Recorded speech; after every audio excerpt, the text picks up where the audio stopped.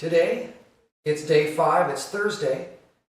We destemmed these grapes on Saturday, and we're still in press down, but we're starting to see a little bit of natural fermentation, which is a good thing.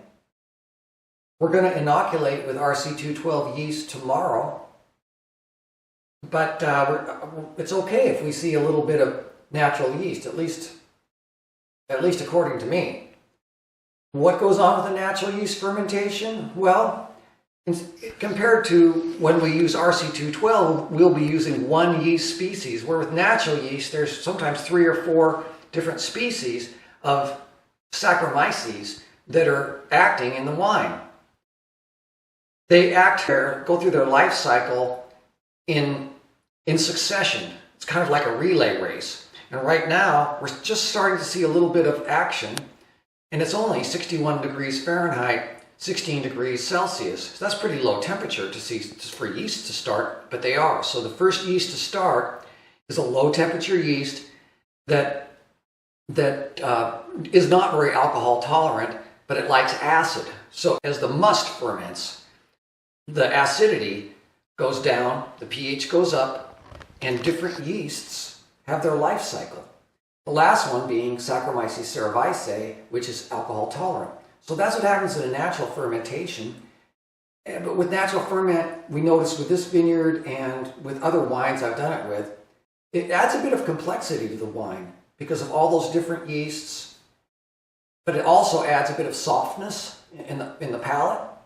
But we're going to use RC212 this year on this fermenter because it gives us a little bit better color profile and perhaps some better bouquet. But today I'm just going to press down again the same way I did before, but the cap is starting to look a little different. It's starting to get drier. And so now I'm going to start pressing down. Not much drier.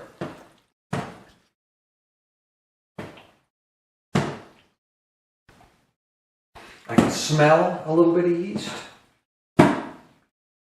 I can see it looks different. And I can hear just the very starting of the snap, crackle, and pop. I can hear it. But that's all we do today. We're still pressing down. Once this starts to really ferment, and it gets so dry that we can't do this anymore, we'll be punching all the way through.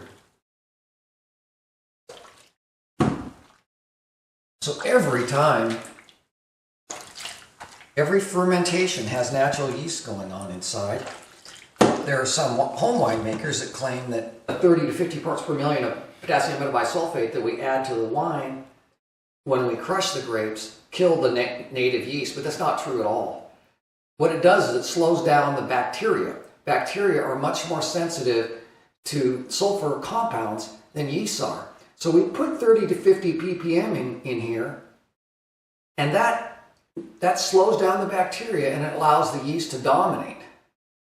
And the yeast will dominate. The yeast are like the Borg. They will take over. That's what we want. So that's what we're going to do. But first we're allowing the natural yeast to do their thing a little bit, and then we're going to add our RC212 tomorrow. So please join us for part 3 to see how this progresses and what happens next.